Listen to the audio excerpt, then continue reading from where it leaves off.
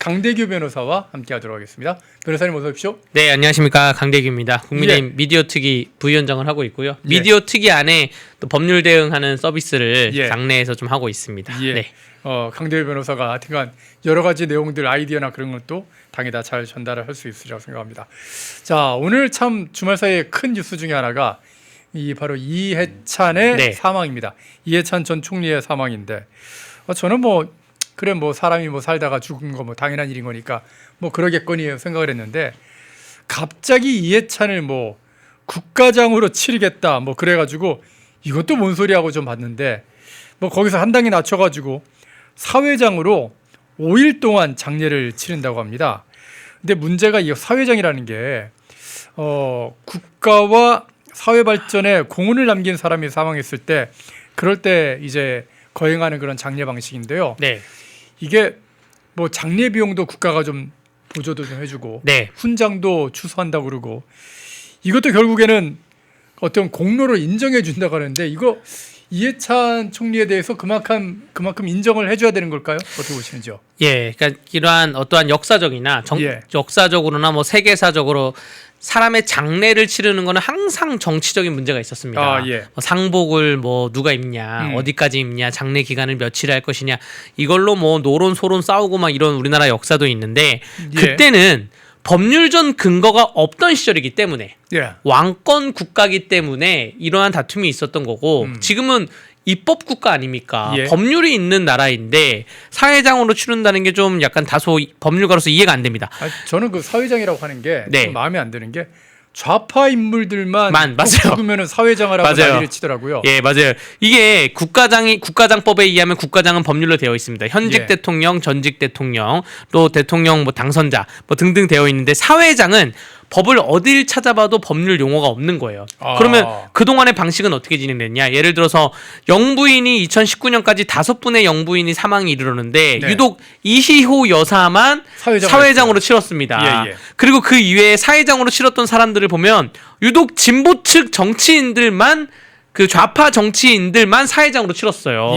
이게 법률적 근거는 없고요. 좌파 정권에서 국무회의에서 본인들끼리 그냥 이거는 사회장으로 하는 게 맞지 않냐라고 해서 국가 예산 지원해 줘 하면 되는 거예요. 그러니까 국가 예산도 지원되고 훈장도 주고. 근데 이게 법률적 근거가 뭐냐? 그 이해찬이라는 사람에 대해서 물론 저도 사람의 그 별세를 한 거에 대해서는 명복을 빌겠습니다. 그런데 추모를 강요하는 건 또 다른 거죠. 그렇죠. 추모를 안 하는 사람들도 있잖아요. 근데 추모를 사회장을 형태로 해서 추모를 강요하는 거는 또 다르다고 보여지는 게 이 비용이 들어가는 게 원래는 그러한 비용을 의전 비용이 미리 예비비로 빼놓습니다. 왜 빼놓냐면 갑자기 국가 원수급이 방문을 할 수가 있던가 다른 나라의 장관이나 총리가 방문했을 때 의전을 하거든요. 그 의전 비용, 행사 비용이 있는데 그 비용에서 떼가지고 지금 사회장에 일부 이제 지원을 한다는 것이고요. 저 이해찬 전 총리가 7선 국회의원의 총리를 했다 그래서 사회장을 치른다 한다면 김종필 전 총리 같은 경우에는 9선에다가 총리했거든요. 그 기준이 없이 오로지 좌파 정권에서 어느 정도 이름을 날린 사람은 사회장으로 치르겠다. 이러한 게 이제는 고리를 끊어야죠. 저는 이해찬 전 총리 장례부터 고리를 좀 끊고라고 생각을 하고요. 사회장의 그런 방식이 뭐냐? 민주당 전국 시도당 당사에다가 추모할 수 있는 공간을 설치할 테니 와서 추모하라는 거예요. 근데 그럴 거면 그럼 민주당 장으로 하셔야죠. 그렇죠. 민주당 장으로 민주당에 있는 당비를 갖고 해야죠. 근데 왜 국민들이 낸 세금을 갖고 제가 낸 세금을 갖고 왜 사회장을 치르냐에 대한 좀 불만이 있고요.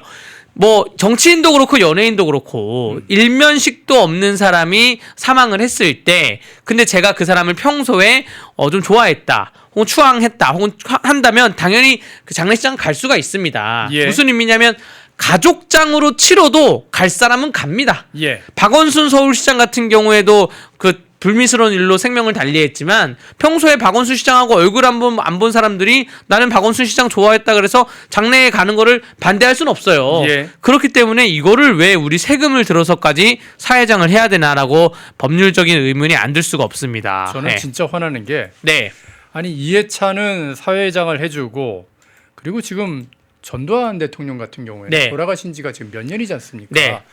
아직 땅에 안장도 안 되고 장례도 못 치렀어요. 예. 그 유골이 그대로 지금 어떻게 보면 연희동 그 자택이 그냥 있지 않습니까? 그렇습니까? 그 상태로 그냥 있고서 지금 벌써 몇 년이 흘렀는데 네. 아니 이건 진짜 뭔가 좀 말이 안 되는 거 아닙니까? 예? 그 국가장법에 의하면 오히려 전직 대통령은 국가장으로 치르도록 되어 있습니다. 예. 네. 그렇게 되어 있는데 이걸 지금 어떻게 보면 안장도 안 시킨 그런 상황에서 네. 아니 여기 분명히 써 있잖아요. 사회 명의로 거행하는 자리이다 이러면서 그 국가와 사회의 발전에 공헌을 남긴 사람이 사망했을 때 거행한다 그렇게 돼 있는데요. 그러면 이해찬이 정말 어떤 사회 발전에 국가 네. 발전에 공헌을 세운 거예요? 그렇다고 보기도 좀 쉽지 않죠. 네. 또 굉장히 좀 그렇다고 보기에는 너무나 호불호가 갈리는 사람이라고 보여집니다. 예, 예. 특히 교육적인 문제에서 98년도, 99년도 교육부 장관을 하면서 2002년 대입제도 개선을 만들었어요. 저기 보시면 2002학년도 02학번이죠. 예. 02학번에 갑자기 무시험 전형을 만들고 특별 전형들은 양산하면서 수시 전형 확대하고 예. 모의고사나 자율학습 뭐 이런 보충학습들을 금지하면서 공부하지 마. 학교에서 나가. 라고 하는 정책을 실시한 사람인데 맞아요. 저때 연교시 나오고 뭐 예. 연교시 사라지고 막 그런 거 했습니다. 예. 제가 04학번이고요. 저희 친형이 02학번이에요. 아하. 제가 이해찬이 교육부 장관 하는 동안에 저희 집에 형제가 2명인데 네. 한 명은 고등학생, 한 명은 중학생이던 시절입니다. 예. 제가 중학생이었는데 제가 정말 황당한 기억들이 많은 게 중학교를 끝나고 집에 가잖아요. 예. 저희 형이 고등학생인데 집에 먼저 와 있어요. 아 고등학생이요? 고등학생이 그렇다 그래서 뭐 노는 뭐 막 놀고 이런 사람도 아니었고 비평준화 학교여가지고 강원도에서 또 춘천 시내에서 가장 공부를 잘한다는 학교였는데도 불구하고 가장 공부를 많이 시키는 학교였죠. 네. 가장 공부를 많이 시키는 학교였는데도 불구하고 그 고등학교 가서 공부하겠다고 열심히 공부하겠다고 한 사람이 제가 중학생인데 학교 끝나고 와 보면 집에 와 있는 거예요. 예. 그래서 저러한 그 물어보면 아니 고등학생들 공부를 안 해 이러면 학교에서 집에 가라 그런다. 학교에서 다 집에 가고 뭐 보충학습도 다 없앴다. 원래는 전 학년도까지 01학번까지만 하더라도 야간 자율학습도 하고 뭐 그 방학 때도 학교 가서 공부하기도 하고 예, 예. 또 뭐 토요일이나 일요일도 학교 가서 자율적으로 공부하긴 했는데 그것조차 하지 말라고 한다. 라고 하는 분위기가 형성되면서 아주 이상하게 흘러갔죠. 그러면서 그 세대가 뭐 우리 흔히 온라인에서 비하하는 발언으로 하는 게 당군 이래 최대 공부를 안 한 그러한 세대다. 학력 저하 문제가 그때부터 막 터졌다. 이해찬 세대다. 저때 그래서 그걸 보고 자란 그 04학번인 저는 이해찬 때 중학생인 저는 어떤 얘기가 돌았냐면 그때 뭐 펌프, DDR 이런 게 굉장히 유행하던 시절입니다. 맞아요. 예, 예. 그 펌프만 잘해도 DDR만 잘해도 대학을 갈 수가 있다. 아니 대학이 가서 공대생은 공학 공부를 하고 또 그 경영대생은 경영 경제를 공부를 하고 회계학을 공부하고 법대생은 법학을 공부하는 건데 무슨 게임만 잘해가지고 대학 갈 수 있다. 이렇게 만들어 놓으니까 정말로 그 한동안 굉장한 혼란기가 걷혔고 저거를 아직도 원상복귀 돌려놓기는 굉장히 힘들고 저때 이제 전교조나 혹은 좌파 측의 교육감들이 의기양양하면서 예. 무슨 아이들을 행복하게 해주겠다라는 그런 미명 아래 그 공부 안 한 아이들이 지금 행복합니까? 공부하는 아이들은 지금 행복하지 않아요. 그래서 이해찬 1세대라는 그러한 명칭이 있는 것처럼 교육부 장관을 했는데 교육부 장관을 했는데 교육 정책에 대해서는 너무나 호불호가 있고요. 불호가 많죠. 지금 저 오마이뉴스 기자도 예. 담당 그 분이 내가 그 세대라고 하면서 본인 이제 기사를 쭉 쓰신 건데 결국 무슨 얘기냐면 자기 주변 사람들은 교육부 장관으로서 국민들은 학생들은 공부를 못하게 해놓고 예. 고액 근절 과외를 외치면서 정작 본인은 인사청문회 때 밝혀졌죠. 4년간 월 40만 원의 그 과외를 시켰다. 자기 딸을. 예. 저 98년도에 월 40만 원은 어마어마한 금액이거든요. 일반 공무원 월급의 한 3분의 1에 해당할 겁니다. 그 정도의 금액을 가지고 자기 딸은 과외를 시켰다라고 해서 결국 교육계의 내로남불을 보여진다는 것이고요. 뭐 이 문제뿐만 아니라도 많습니다. 지금 5.18 국가유공자로 이해찬 정 총리가 등록돼 있는데 예. 요거는 이해찬 정 총리가 2018년에 있었던 그 광주 민주화운동 학술대에서 갑자기 인사말을 하면서 밝힌 거예요. 뭐라 밝혔냐면 나는 1980년 이전에 광주를 가본 적이 없다. 근데 내가 5.18 유공자로 되어 있다. 이렇게 밝혀서 그때 굉장히 논란이 되면서 5.18 유공자가 도대체 누가 등록돼 있는 거냐라는 거고 네티즌들이 국민들이 찾아보니까 1980년 5월 18일경에 이해찬 전 총리는 다른 사건으로 이미 옥살이를 하는 중이었어요. 옥고를 치르는 중이어서 1980년 5월 18일 그 광주 그 전에 앞뒤 일주일 사이에는 광주를 근처도 안 간 사람이고 관련도 없는 사람인 거예요. 근데 5.18 유공자가 왜 돼 있냐. 그래서 나중에 나온 해명이 그 감옥에 있으면서 딸한테 뭐 편지를 썼는데 그게 5.18 관련 내용이었다 뭐 이런 식으로 유공자가 됐다는 건데 지금 이런저런 따지고 보면 뭐 아까 말씀드린 박원순 서울시장에 대해서 피해자에 대해서 피해 호소인이라고 얘기하던가 뭐 혹은 굉장히 우리 사회에 뼈아픈 단어를 뼈아픈 발언을 한 게 많은 분이기 때문에 정무적으로 보면 온 국민이 존경해서 온 국민이 좋아해서 사회장으로 치를 정도의 분은 아니지 않나. 물론 목숨을 달리하신 건 안타까운 일이지만 그렇지만 그거와 냉정하게 봤을 때 국가 세금이 들어가는 사회장은 별개로 해야 된다. 공과 관은 구분을 해야 된다고 생각을 합니다. 저도 그 의견은 진짜 뭐 찬성할 수밖에 없는 게 네. 아니 사회장은 진짜 좀 아닌 것 같고요. 그래 민주당이 하고 있는 뭐 민주당 장으로 한다. 네. 그건 맞는 말일 수 있을 것 같습니다. 네. 사실 민주당이 노무현 전 대통령의 극단적인 선택 이후에 네. 완전히 패족이 돼서 친노 세력이 패족이 돼가지고 진짜 역사 속에서 사라질 뻔했는데 네. 그 친노 패족을 이끌고서 어떻게 보면 문재인 정권을 재창출 부활시켰던 게 이게 이해찬이었거든요. 네. 기획력이 굉장히 뛰어난 그런 사람이었고 거기다 윤석열 대통령에 의해서 어떻게 보면 정권을 뺏겼는데 이재명을 처음부터 이렇게 어떻게 보면 성남시장 시절부터 성남시장 시절 경기도지사 시절 다 키워서 결국 이재명 정권을 만들어내는데 혁혁한 공을 세운 거는 이해찬 전 총리가 맞거든요. 그러면 이걸 민주당장 정도로 해야 되는 게 맞지 않나? 그럼요. 예. 그러니까 그 이재명 정부가 이재명이 그 운동권하고 인연이 없습니다. 뭐 NL도 아니고 PD도 아니고 민주화 운동을 한 적도 없고. 근데 민주 계열로 들어와서 대통령을 되는 과정에서 최근까지도 이해찬 전 총리가 이재명 대통령과 어떠한 민주화 인사들 사이에 연결고리 역할을 계속했다는 거예요. 뭐 티격태격 하게 되면 거기에서 소화기도 뿌리고. 그러니까 지금 어디서 사망했습니까? 호치민에서 베트남 호치민에서 사망했는데 그 이유가 민주평통 수석 부의장으로서 베트남 호치민에 있는 우리나라 민주평통 회의를 참석해서 가시다가 이제 건강이 악화돼서 사망을 하신 거거든요. 그러니까 사망하시기 전까지 민주 정권에서 굉장히 특혜 혹은 아니면 굉장히 혜택을 받아오신 분이죠. 물론 거기에 대해서 민주당 시선으로 바라봤을 때는 혁혁한 공을 세웠으니까 이 정도로 국가 예산으로 편하게 이 정도로 지원해 드릴 수 있다. 뭐 자리도 드릴 수 있고 비행기표도 지원해 드릴 수 있다라고 하는데 그건 민주당 시선이고 여러분들 정청래가 1인 1표제 통과했을 때 민주당의 전당원 투표율이 얼마였습니까? 30%였어요. 30%밖에 안 나왔습니다. 지금 국민의힘은 뭐 108만 당원 지금 치솟아서 지금 한 110만 됐을 것 같은데 국민의힘은 당비를 내는 그 분들만 108만이 넘어갔다라는 것이고 당비 안 내는 일반 당원까지 합하면 훨씬 많은데 민주당은 국민의힘보다 당원 수가 적음에도 불구하고 실제로 투표했던 사람이 30%밖에 안 되니까 민주당을 지지하고 있는 사람들이 그래서 통일교가 민주당과 연결돼 있고 신천지가 민주당이랑 연결돼 있고 얘기가 그래서 나오는 거예요. 유령 당원이 많다. 그렇기 때문에 민주당 시선으로 바라봐서 민주당만 장을 치르라는 거예요. 그 비슷한 사람들끼리만 혹은 아니면 가족장을 치른 다음에 대통령이 뭐 추모를 하러 가던 장례식을 가던 뭐 민주당 인사들이 가던 그거는 말리지 않겠다. 근데 왜 사회장으로 치르냐? 정말 이거는 진보 좌파분들만 할 수 있는 좀 아주 희한한 사고 방식이 계속 아직까지 남아 있는 것 같고요. 지금 연결고리 끊어야 됩니다. 지금 이해찬 전 총리에 대해서 사회장으로 치르면 앞으로 똑같은 일이 있을 때 계속 이렇게 우리 세금에 대해서 낭비가 될 거. 민주당 출신 보여집니다. 의원들 어떤 원로들 민주당의 원로들은 몽땅 다 사회장하자 그런 얘기 나오게 생겼어요. 네, 맞습니다. 이건 반드시 어떤 고리를 좀 끊어야 될 것 같습니다. 지금 제가 이제 강원도에 있는 군인들한테 오늘 이 펜앤마이크 오면서 받은 카톡이 뭐냐면 수당이 안 나왔대요.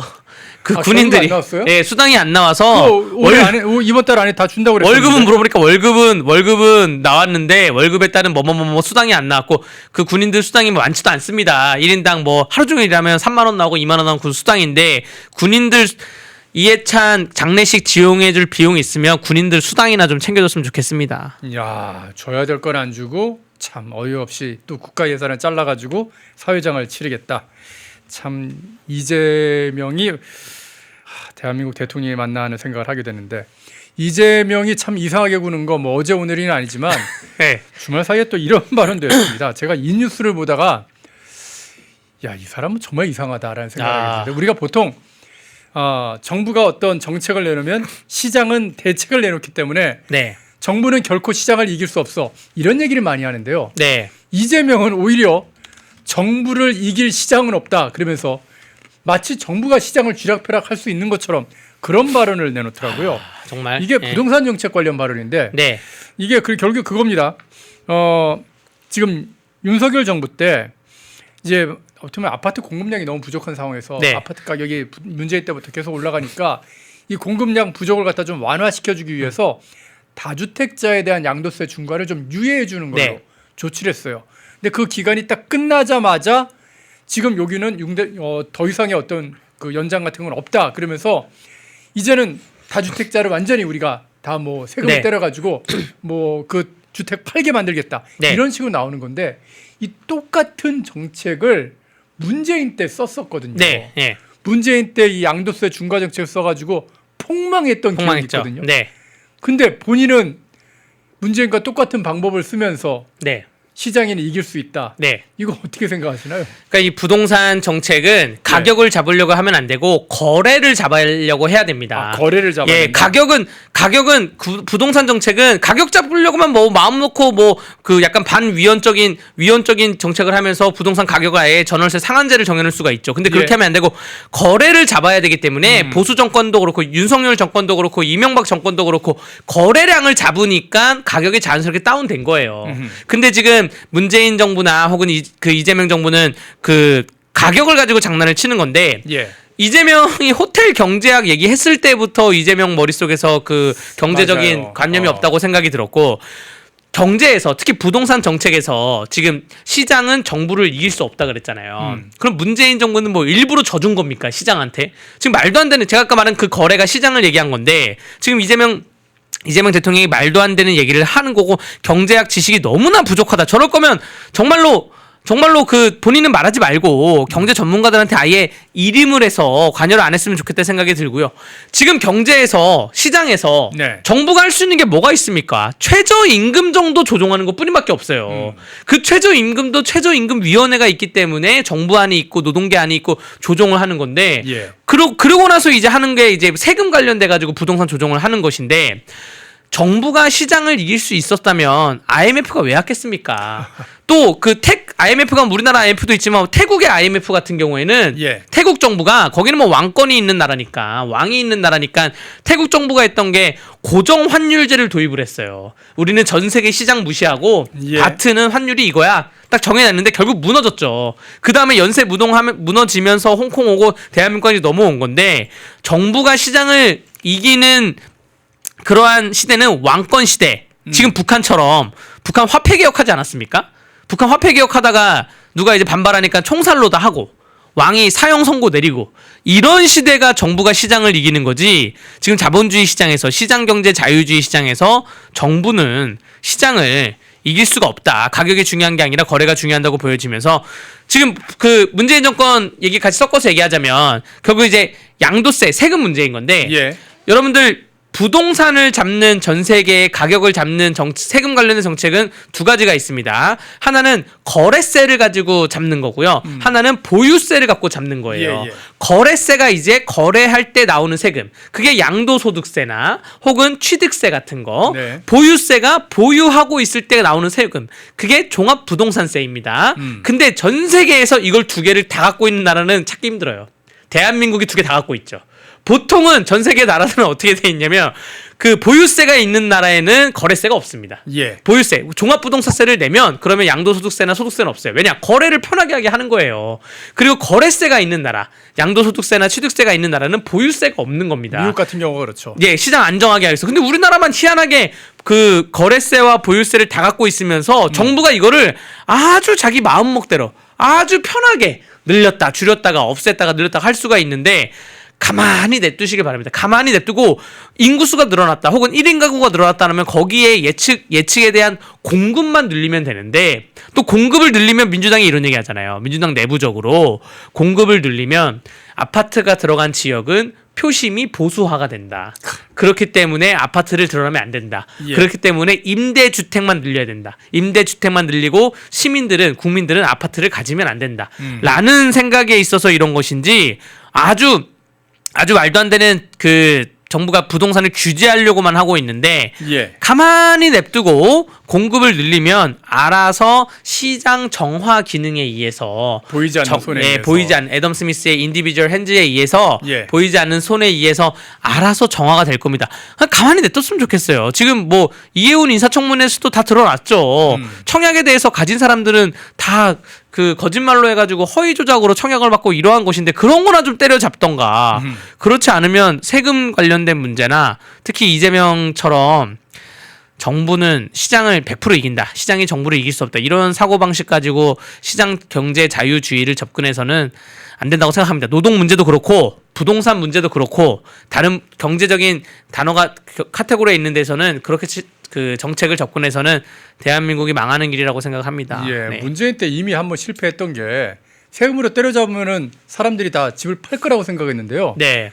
집 가진 사람들이 집을 안 팔아요. 안 네. 팔고 그래 너희 정권 몇 년이나 가나 보자. 그래서 오히려 집을 거래하는 세금을 내겠지 않습니까? 네. 양도세를 매겨버리니까 그럼 나 안 팔고 가만히 있을래. 그러고서 가만히 있었던 거예요.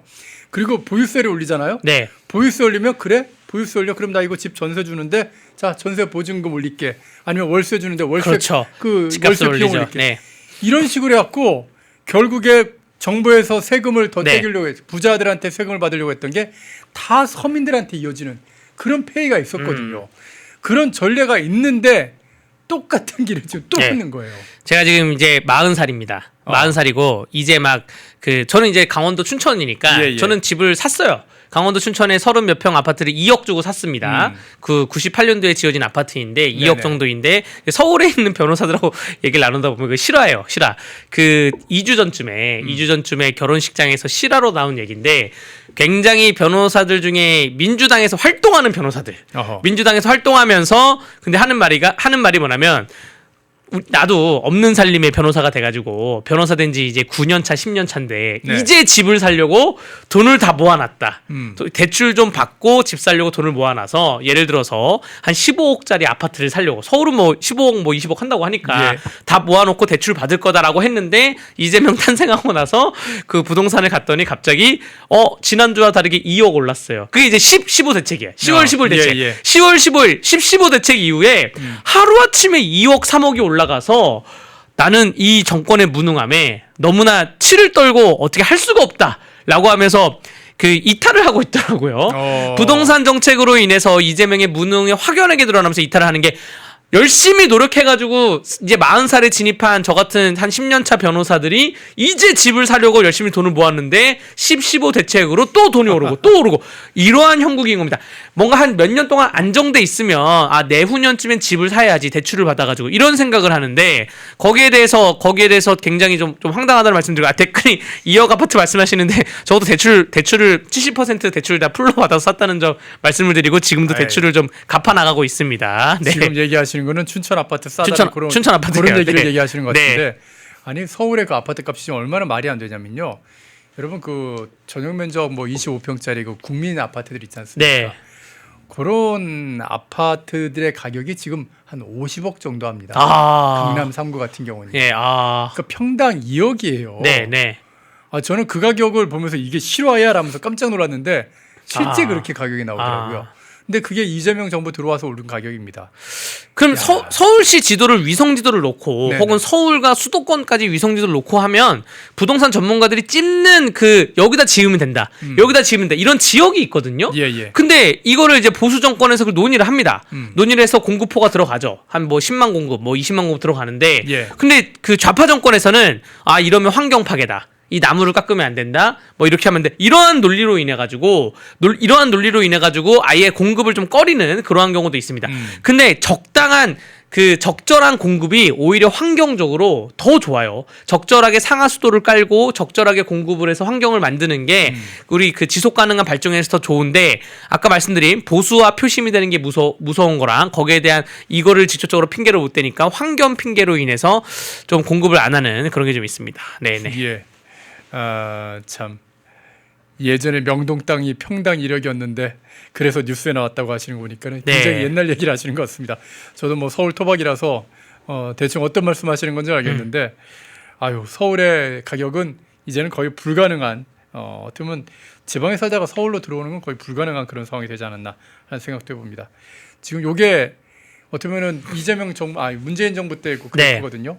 양도세 중과하면서 어떻게 보면은 이게 집합 건물 증여라고 그랬지 않습니까? 네, 네. 그러니까 다주택자들이 자녀들한테 다 그 집을 다 증여를 해버리는 거예요. 네. 그러면 집을 다 증여해버리면 어떻게 되냐? 그게 매물에 안 나오지 않습니까? 네. 매물이 부족하니까 또 시중에 있는 어떤 전세 가격이나 그런 게 다 가격이 오른 그런 예, 저 상황이 증여를 그 실수요로 증여하는 게 아니라 미성년자 자녀한테 증여하던가 예. 이러한 그 통계가 좀 폭증을 했고요. 이재명이 그 시장은 정부를 이길 수 없다고 대놓고 얘기를 했지만 지방선거 눈치 보여가지고 이 양도세 중과에 대해서 그 시행을 할까 좀 고민이 되면서 이재명의 성격은 네 글자로 딱 다 나왔죠. 어쩌라고로 나왔기 때문에 이해훈에 대해서 민주당 내부에서도 말이 많았을 때도 아마 그랬을 거예요. 어쩌라고. 그럼 내가 문제 있으면 철회할게. 제가 보기에 이러한 그 정책도 시행했다가 어쩌라고 라고 해서 그냥 밀어붙이면서 우리 국민들의 부동산 경제에는 무관심해하지 않을까 생각이 됩니다. 네. 그 어쩌라고가 안 통하는 곳이 있죠. 바로 외교 무대입니다. 아, 예. 외교 무대 가서 어쩌라고 했다가는요. 그래? 배째라고 한번 째줄까라는 그런 소리 발언하거든요. 네. 김민석 총리가 네. 이재명 정부의 이제 2인자 자격으로 미국에 가서 벤스 부통령을 만났는데 아마 김민석은 나름 뭐 계획이 좀 있었을 겁니다. 뭐 좌파들은 항상 계획이 있어서 가지 않습니까? 네. 뭐 이재명 정부의 2인자로서의 어떤 존재감도 좀 과시하고 차기 정청래와의 어떤 당대표 대결에서 자기가 이제 이재명 정부의 어떤 힘을 받고 있다라는 그런 걸 과시하고 싶어서 이제 갔을 텐데 네. 가자마자 바로 질문 나온 게 그 김 총리한테 이제 얘기를 했겠죠. 네. 미스터 김 하면서 손현무 목사 네. 아느냐? 예. 그리고 또 쿠팡은 왜 그렇게 괴롭히냐? 네. 뭐 이런 질문이 좀 나왔다고 네. 하는데 아니 이게 지금요 대화가 한 50분밖에 안 했다고 합니다. 네. 50분밖에 안 됐으면은 그 중간에 통역이 낄 테니까. 네. 그러면 25분밖에 대화를 안 하면 굉장히 짧은 대화거든요. 그렇죠. 예. 대화 한 가지 주제로도 뭐 20분, 30분을 휙 가버리는데 그 짧은 대화 안에 쿠팡 얘기하고 손현보 목사님 구속 얘기하고 네. 그럼 다른 얘기는 거의 안 했단 얘기예요. 네. 아니 도대체 왜 이런 일이 벌어졌는지 궁금해지는데 이게 미국이 한국에다 보내는 어떤 경고의 메시지다 그런 분석도 있더라고요. 네, 어떻게 생각하시는지요? 노란불이 켜졌죠. 노란불이 예. 한국에 노란불이 켜졌고 김민석 총리의 그 당권가도에도 노란불이 켜졌습니다. 예. 김민석 총리 미국 가가지고 뭔가 갖고 오려고 그랬는데 미국에서 저렇게 두들겨 맞고 한국에서도 김어준한테 두들겨 맞았더라고요. 예. 김어준이 뭐 김민석 차렷 뭐 하는 그러한 느낌인데 자 일단은 원래 총리와 부통령급이 만나면 항상 하는 얘기가 있습니다. 한 50분 정도 만나고 뭐 통역 끼고 하더라도 안보 문제, 한미동맹, 북핵 얘기가 먼저 나와야 되고요. 예. 뭐 통상 문제, 관세, 반도체 얘기가 먼저 나와야 되고 향후 외교 일정 조정 이런 게 나와야 돼요. 근데 그런 거보다 지금 그 부통령이 미국 그 벤스 부통령이 저러한 얘기를 먼저 했다는 것은 벤스 부통령에 대한 김민석이나 혹은 민주당 정권이 이해도가 얼마나 있을지 모르는데 준비하고 왔었어야죠. 저 내용이 나올 거라고 하는 거는 미국 사회에서는 좀 알고 있었을 거예요. 왜냐하면 벤스 대통령이 트럼프의 핵심입니다. 잘 예. 아시다시피. 그리고 40대 젊은 보수예요. 음. 굉장한 기독교 그 복음주의론자로서 또 문화 전쟁 이러한 이슈에 굉장히 강합니다. 예. 그리고 그 저기 사진 나온 것처럼 그 터닝 포인트 USA를 이끌었던 찰리 커크와 가깝고 예. 아마 찰리 커크의 그 와이프인 에리카 커크가 그 사람들하고도 좀 교감이 있고 예. 그 정도이면서 가장 지금도 자주 만난다고 그러더라고요. 예, 가장 중요한 게 그 차기 공화당 대선 후보의 주자죠. 예. 가장 최상위 그룹에 있어요. 예. 주자에. 근데 중요한 게 이분 그 미국 부통령 입에서 한국에 있는 종교인 이름이 나올 거라고는 저도 상상 못 했거든요. 그러니까요. 쿠팡은 얘기를 할 거라고 예상을 했는데 어허. 손현보 목사 이름을 소년부라고 정확히 직역을 하면서 왜 종교인을 탄압하냐, 어허. 왜 종교인을 가두냐. 얼마 전에 이재명이 국무에서도 그런 식으로 얘기했죠. 종교에 대해서 개신교가 이제 본인을 이제 물어뜯은 게 많으니까 예. 개신교에 대해서도 뭔가 수사가 필요하다라고 얘기한 것처럼 앞으로 있을 얘기에 대해서도 미국 부통령은 일종의 경고를 던진 겁니다. 여러분들 제가 펜앤마이크에서 말씀드렸는데 최근에 미국이 최근에 베네수엘라를 들어갔지만 예. 결국 베네수엘라 들어가기 전에 있었던 뭐 사담 후세인을 잡아오던 뭐 오사마 빈라덴을 잡아오던 IS를 들어가던 혹은 이스라엘에서 팔레스타인 문제 있던 결국 모든 그거는 종교거든요. 종교가 모든 거에 이제 시작점이 시작이 되고 종교를 필두로 해서 이제 에너지 나가고 하는 건데 미국은 굉장히 민감하게 반응하죠. 민감하죠. 그래서 거기에 대해서 그 벤스 부통령이 일종의 경고를 준 거라고 볼 수밖에 없습니다. 굉장한 그 압박 수위를 준 것이죠. 네. 근데 어처구니가 없는 게 김민석 총리 같은 경우에 네. 벤스 부통령이 어떤 경고를 갖다 전혀 못 알아듣고 한국은 뭐 정교 분리가 잘 돼 있는 그런 나라다. 네. 이런 식으로 얘기를 하는데 그 미국의 수정헌법에 나오는 정교 분리는 지금 김민석이 얘기하는 그런 정교 분리하고는 전혀 다르지 않습니까? 네. 미국은 약간 미국 영화를 보시면 여러분들 네. 미국은 종교를 좀 더 중시 여기면서 정치와는 분리시키는데 또 한마디로 어떻게 돼 있냐면 미국은 핵 대통령이 당선이 되면 그 성경책에다가 손을 얹혀놓고 예, 선서를 합니다. 선서를 하게 돼 있죠. 선서를 하도록 되어 있고, 그러니까 우리 지금 김민석이 말하는 저 말이 우리는 정교 분리가 엄격하다라는 말이 더 자극제가 될 수가 있다는 거예요. 그러니까 정교 분리라는 표현하면 안 되고 정치권이 정부가 종교를 보호하겠습니다. 뭐 이런 식으로 얘기를 했었어야 되는데, 아 그것까지도 아니고요. 네, 그러니까 그 수정헌법에 나와 있는 그 내용 따르면은 네, 정치가 네. 자꾸 어떤 특정 종교를 갖다 지원한다든가 네. 또는 박해하지 말라고 네. 그런 거 아, 예. 하지 말라는 게 이제 수정헌법이니까. 맞습니다. 예, 분리가 그게 아니라 이제 예. 정교 분리인데 네, 거기다 대고서는 지금 뭐 오히려 종교가 정치에 대해서 이런 식으로 했기 때문에 우리가 그걸 엄단해야 된다. 뭐 이런 네. 식으로 지금 얘기를 하는 거는 미국으로서는 우리의 헌법을 갖다 부인하는 거야라는 그런 식으로 인식이 될 것 같아요. 맞습니다. 지금 그리고 미국의 역사를 보면 뭐 1976년도에 낙태법이 뭐 미국에 있는 미국 전 세계 미국에 있는 50개 주로 퍼지는 그런 과정이나 예. 혹은 다른 여러 가지 미국 경제 문제, 곡물 문제, 식량 문제 혹은 문제에 대해서 혹은 교과서 미국에 있는 학생들 가르치는 교과서 문제도 다 미국에 있는 유수한 종교인들이 와가지고 백악관에서 한마디씩 하고 갑니다. 한마디씩 하고 가면서 이건 이렇게 하면 안 된다, 저렇게 하면 안 된다. 우리 교리와 다르다. 우리가 갖고 있는 교리와 미국 정치권이 다르면 얘기하고 가는데 지금 반대로 한국 정치권에서는 개신교를 기반으로 하는 종교에 대한 탄압이 좀 이루어지면서 그러면서 그 정통 개신교에 대해서 있는 그 손영교 목사님도 정치적인 발언을 했다는 이유로 지금 구속을 했으니까 이게 미국 정치적인 발언 자체도 문제고 네. 이게 공직선거법 네. 위반이라고 하면서 그러니까 강단에서 선거 운동을 했다라는 건데 네, 아니 교회에서는 분명히 그게 있거든요. 네, 뭐냐하면은 성경에 나와 있어 성경에서 금한 행위들, 네. 예를 들어서 동성애라든지 그런 것들은 절대 안 되니까 네. 그런 어떤 행위들에 대한 교육을 할 것 같은 그런 사람들 네. 그걸 막아야 되는 그럼요. 후보자를 갖다 네. 모셔서 네. 그냥 그 사람이 자기의 어떤 그 성경적인 가치에 대한 얘기를 할 수 있게끔 네. 만들어줬거든요. 기회를 네. 줬거든 네. 뿐이거든요. 근데 그거를 선거 운동이라면서 네. 그냥 뭐 경고하고 불구속 상태에서 수사하는 것도 아니고 구속을 시켜가지고 네. 지금 징역을 때리려고 이번 금요일에 이제 선고가 나오는데 징역을 지금 내리려고 지금 하고 있는 겁니까? 그러니까 지금 미국에서 아니 이건 좀 심하잖아. 너희들의 법도 다 진정을 하고 하는데 그러나 어떻게 종교인에 대해서 이렇게 너희가 차별적으로 똑같은 어떤 그 공직선거법 위반이라도 누구는 불구속이고 누구는 구속이고 이게 말이 되느냐 그런 차별 대우에 대한 걸 지적을 했는데 네.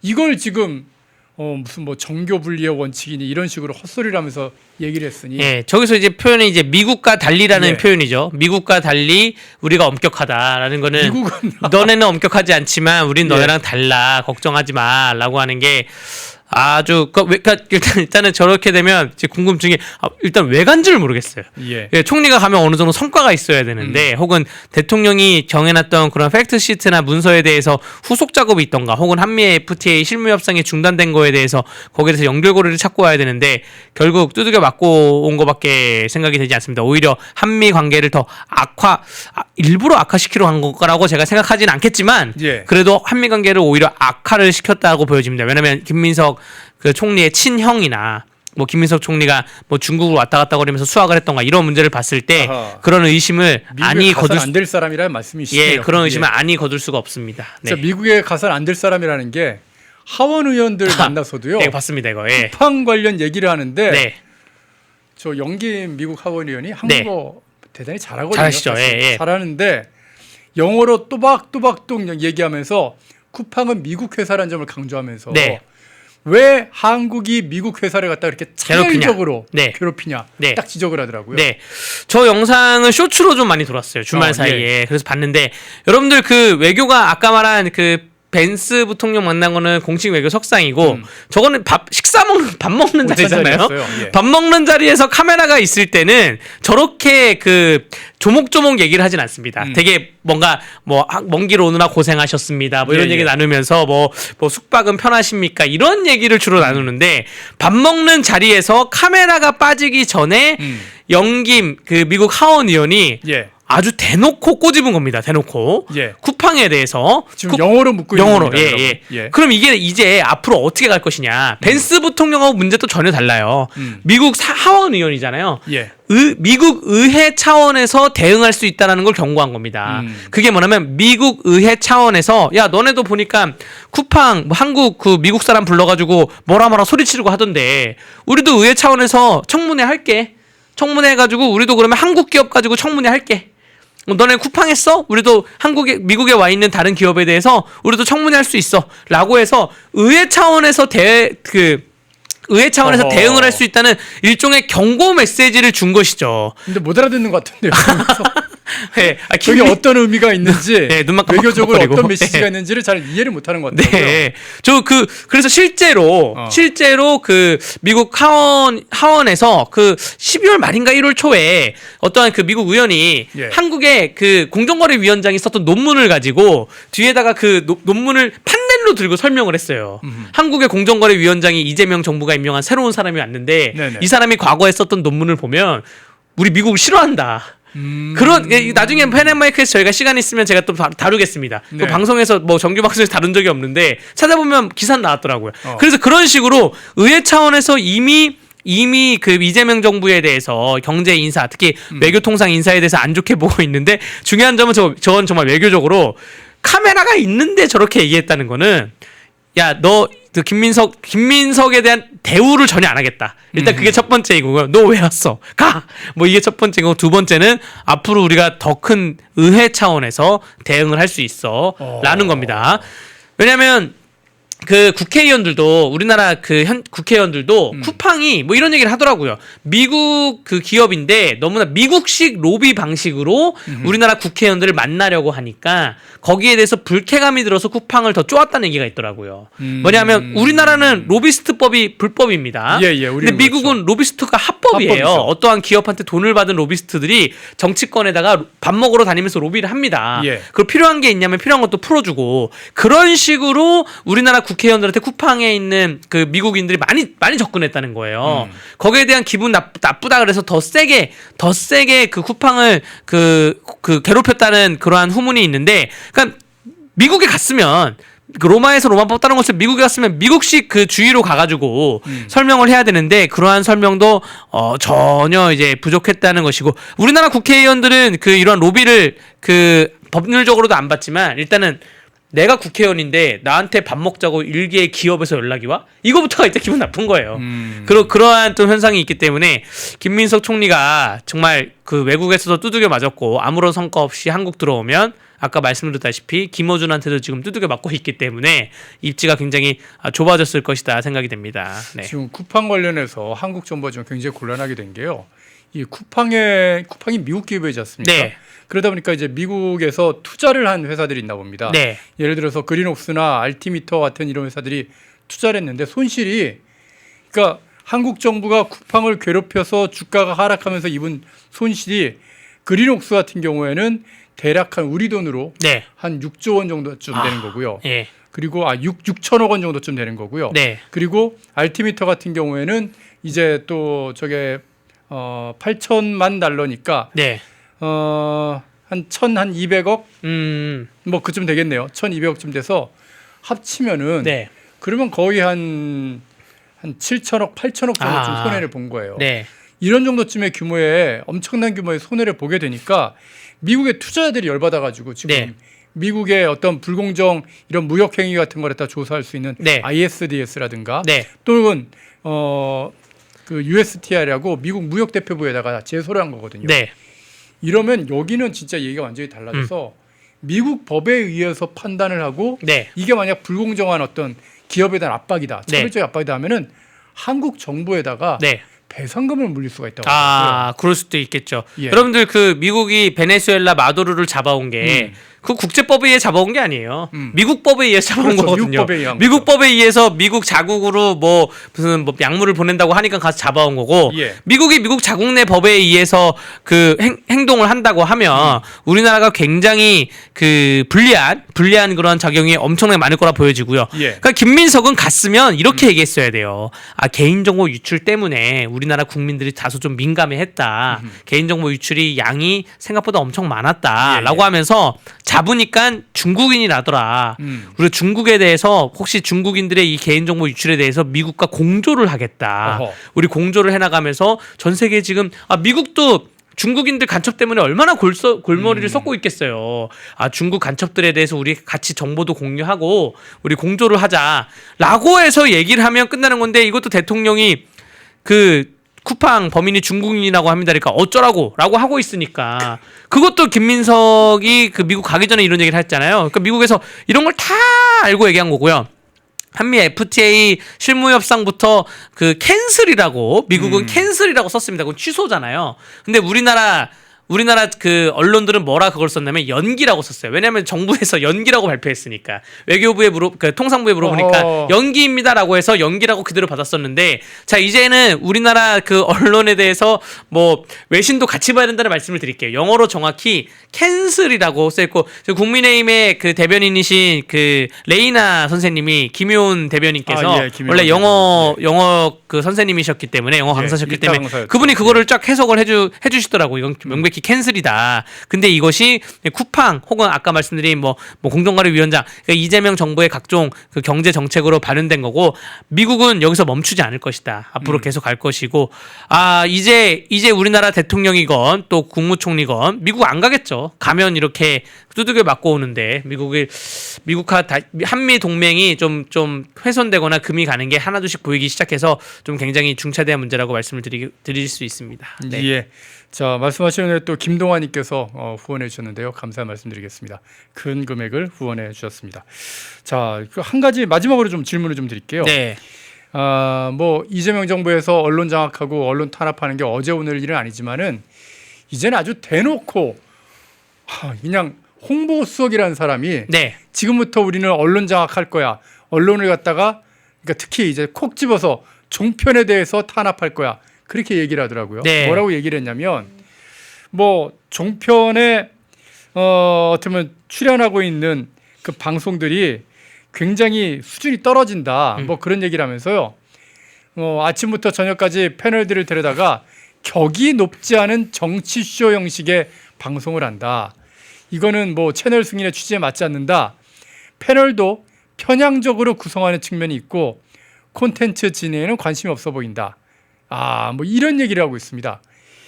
야, 이거 근데 어떻게 보면 방송사의 그 어떤 편성권 또는 패널을 섭외하는 네. 거 이건 방송사의 권한으로 알고 있는데요. 그러니까 뭐 협박이죠. 협박 중에 저는 이제 제3자 협박죄라고 있거든요. 예. 제가 당사자한테 직접 협박하는 게 아니라 야 이렇게 전달해. 이게 제3자 협박죄인 건데 어허. 저게 왜 협박이라고 보여줄 수밖에 없냐. 지금 그 채널 운영권 가지고 홍보 수석이 저렇게 말을 한다는 거는 예. 그 종편이라는 채널들이 그 방송 편성 뉴스 편성권이라는 채널들이 정부에서 허가를 받아야 됩니다. 예. 그 허가를 받는 기간이 있어요. 뭐 3년 지나면 제어가 받고 뭐 5년 지나면 제어가 받고 이런 기간이 있는데 저 승인을 받는 허가를 받는 것에 대해서 야 너네 좀 패널이 좀 이상해라고 하는 거는 저거를 미디어 오늘이라는 그러한 그 언론노조 기관지하고 인터뷰할 때 저런 기관지를 얘기를 한 거예요. 얘기했던 거는 그 기관지를 통해서 제3자 협박이라고 저는 볼 수밖에 없는 구조인 거고요. 왜냐하면 저렇게 되면 종합편성 채널에서는 방송국에서는 홍보수석실에 연락을 해서 혹시 원하시는 패널이 있냐? 혹시 원하시는 프로그램이 있냐? 예. 우리가 이런 방향도 만들었다. 어. 우리가 이재명 다큐멘터리 만들겠다. 우리가 이재명과 뭐 무슨 뭐 우리가 안동 이재명 고향에 대해서 그걸 조명하는 뭘 만들겠다.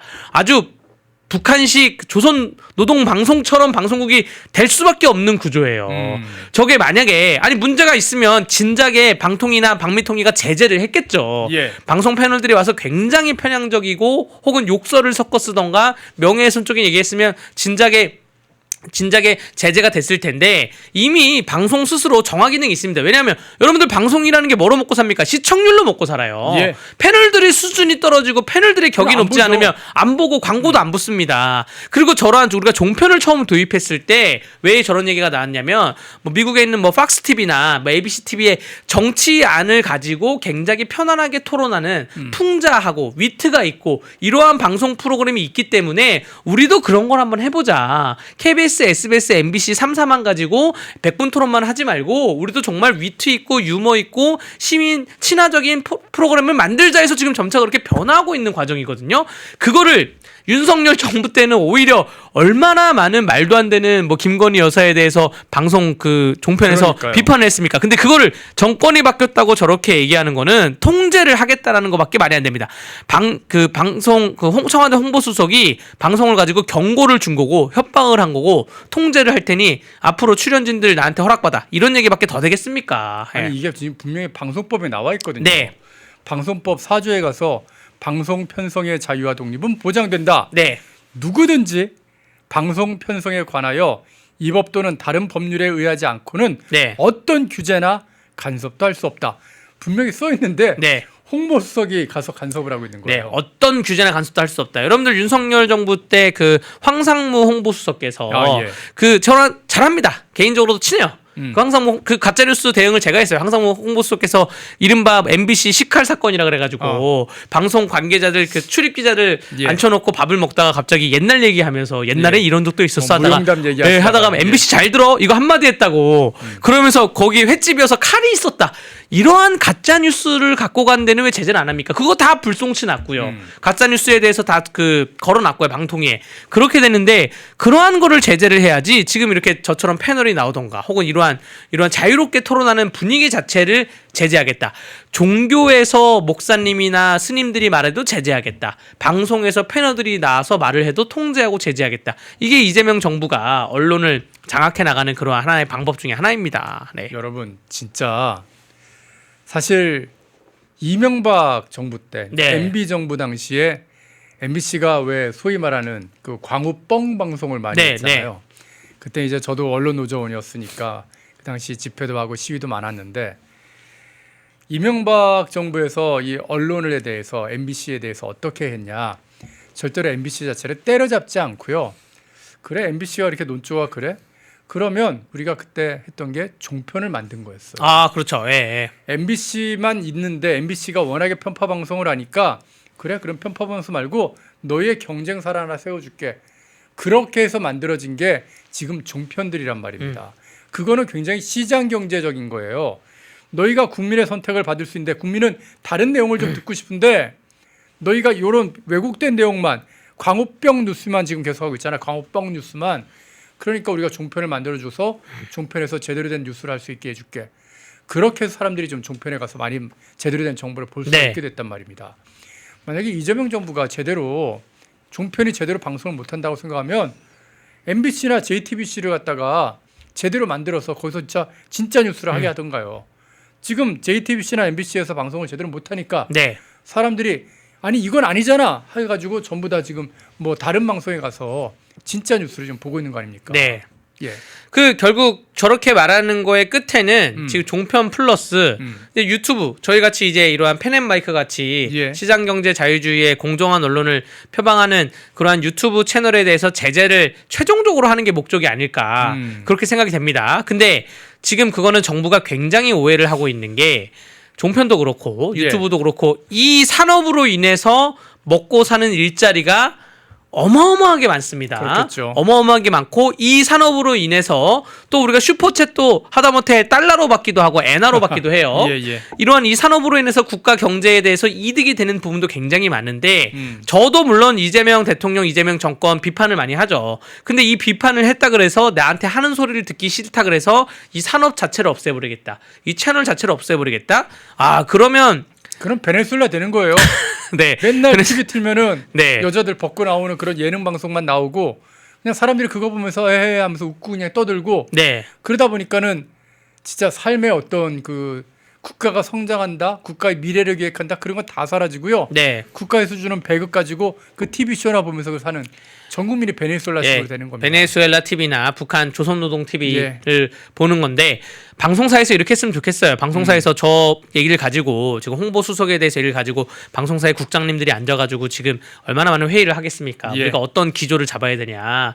야 그 보도국에 있는 PD들 다 올라와가지고 한번 의견 내봐라라고 했을 때 기계를 가지고 했으면 좋겠습니다. 여기에 대해서 아 우리가 그러면 뭐 친 이재명 그 많이 추천을 받아가지고 방송을 늘리시죠 할 게 아니라 정말 정부가 잘못한 것에 대해서 제대로 비판을 하고 하면 오히려 더 그렇게 하면 이규현 홍보수상이 저렇게 방송법을 위반하면서까지 얘기를 못하지 않을까 생각이 됩니다. 예, 맞는 말씀입니다. 지금 사실 저는 종편도 별로 마음에 안 들어요. 종편도 패널 선정하는 거 보면은 참 답답한 아니 뭐 국민의힘 쪽 패널이라고 해놓고서는 다 친한 개만 뽑아놓으면은 예. 그게 국민의힘 패널 맞습니까? 저희가 맞아요. 예. 아니, 그런 내용들도 지금 종편에서 하기 때문에 저는 별로 이렇게 종편을 두둔할 생각이 전혀 없는데 하여튼간 제가 중요한 건 뭐냐면 우리 국민들이 선택할 수 네. 있는 기회를 늘려줘야지 자꾸 기회를 늘려줄 생각은 안 하고 때려잡는다는 얘기를 하는 거 네. 국민의 선택의 기회를 갖다 박탈하는 게 지금 이재명 정부가 하는 예. 일이다. 그걸 비판하고 싶네요. 그러니까 어느 순간부터 어. 그 라디오나 예. 혹은 종편에 어. 그 국민의힘 그 대변인으로 활동하고 계시는 예. 뭐 예를 들어서 이른바 뭐 전하, 뭐 박민영, 음. 뭐 장해찬 부원장 혹은 아까 뭐 김효은 대변인님이나 예. 뭐 이준우 대변인이나 이런 분들이 점차 사라지고 있어요. 어허. 사라지고 있고 국민의힘이라고 불러놓고 부르는 게 이제 그 뭐 장성철 뭐 소장님이나 혹은 아니면 뭐 한동훈계 옛날에 최고위원했던 김종혁 최고위원이나 이런 분들이 라디오에 나가가지고 또 혹은 윤희석 전 대변인이나 이런 분들이 많이 나가가지고 민주당하고 얘기를 하다 보니까 민주당하고 쿵짝쿵짝하면서 결론이 이상하게 흘러가는 게 좀 예. 있습니다. 그래서 그러한 부분에 대해서는 뭐 근데 국민의힘에서 여기에 대해서 방송 체계가 그렇습니다. 어떠한 방송국에서 국민의힘 미디어국으로 연락이 와요. 그럼 당에 추천 인사를 보내는데 예. 그 추천 인사를 방송국에서 받을지 안 받을지는 방송국의 자유입니다. 그걸 갖고 국민의힘이 압박하지 않는단 압박하지 말이에요. 않아요. 이 사람 내보내줘요. 쟤 하면 빼주세요. 불법이라고요. 그러지 않는데 지금 그 이재명 정부의 이규현 홍보수석은 지금 그러한 행태를 하고 있는 거고요. 예. 어쨌든 뭐 저희가 국민의힘 소속에 있는 저처럼 활동하는 사람들이 더 재미있게 또 더 열심히 공부해서 더 법률적으로 행정적으로 이해 쉽게 설명드리면 방송국에서 불러주겠죠. 그렇게 저는 생각하겠습니다. 방송국이 마음 편하게 부를 수 있는 게 참 진짜 방송 자유인데 네. 무슨 짓을 했습니까? 그런 방송을 갖다가 어떻게 보면은 잘 꾸려나갈 방송통신위원장을 갖다가 이준수 방송통신위원장 앉혀놓고 네. 자기네들 마음대로 안 될 것 같으니까 법을 바꿔가지고 아예 방송통신위원회를 날려버리잖아요. 네. 그런 짓을 하는 게 민주당인데 그런 민주당이 뭘 이제 와서 잘났다고 종편이 뭐 편향적이네 그런 소리를 하는 건지 참 저는 알 수가 없습니다. 요것도 하나 지켜봐야 되는 게 이재명 정부에서 또 다른 항소 포기 사건이 또 하나 나올 수가 있습니다. 아, 뭔가요? 왜냐하면 그 방통위 관련해서 예. 그 방통위 2명이냐 5명이냐 이 관련해 가지고 뭐 네네. KBS 관련해 가지고 소송을 걸었어요. 음. 소송을 걸어서 정부 측에 유리하게 나왔습니다. 뭐 2명이 해도 된다. 뭐 이런 예, 식으로 예. 유리하게 나왔어요. 근데 이게 윤석열 정부의 주장이긴 했거든요. 2명 해도 된다. 이진숙과 누구 2명 해도 된다. 예, 예. 근데 민주당에서 5명을 무조건 채워라 뭐 이런 주장 아니에요. 예, 그랬었죠. 그러면 지금 정권이 바뀌었잖아요. 어허. 지금 법원이 2명이 해도 된다고 판결을 내렸어요. 음. 그러면 과거 민주당이라면 윤석열 정부의 민주당이라면 반드시 항소하고 난리치고 뭐 했겠죠. 그래야 되겠죠. 근데 지금 정권이 바뀌지 않았습니까? 어허. 이재명 정권에서 이거를 항소 안 하는 거 아니냐 얘기가 좀 솔솔 나오고 있습니다. 어허. 그러니까 윤석열 정부 때는 방통위 위원 2명이어도 상관이 없는 거예요. 정말 내로남불이군요. 근데 예, 맞아, 내로남불입니다. 근데 본인들이 정권을 잡으니까 아. 야, 방통위 위원이 1명 2명이 뭔 상관이야. 인구가 적으면 적을수록 더 잘 싸울 더 내 말을 잘 듣겠지라고 해서 오히려 그 2명으로 해라는 거에 항소를 안 할 수도 있다라는 그러한 관측이 예측되고 있고요. 그건 항소 기한에 아마 다음 주 앞으로 제가 판결 나는 선고를 들은 게 오늘 월요일이죠. 지난주 목요일 날 들었으니까 아직 한 10며칠 남았기 때문에 좀 지켜보겠습니다. 그러면 네. 난 다음 주 아니면 이번 주 금요일이나 다음 주 월요일 정도쯤 되면 대충 내용이 나오겠네요. 네. 예, 하여튼 계속해서 추적해서 여러분께 하여튼 소식은 전해드리도록 하겠습니다. 자, 강대규 변호사와 함께 정말 진짜 방송의 이 편파성까지 그 편파성을 어떻게 보면 지적하면서 방송을 장악하려고 하는 청와대 행태까지 한번 쭉 한번 짚어봤습니다. 강대규 변호사였습니다. 오늘도 말씀 잘 들었습니다. 네, 감사합니다. 펜앤마이크에서 추천하는 영상도 보고 가세요. 다른 영상도 즐기시려면 구독 버튼을 꼭 눌러주세요.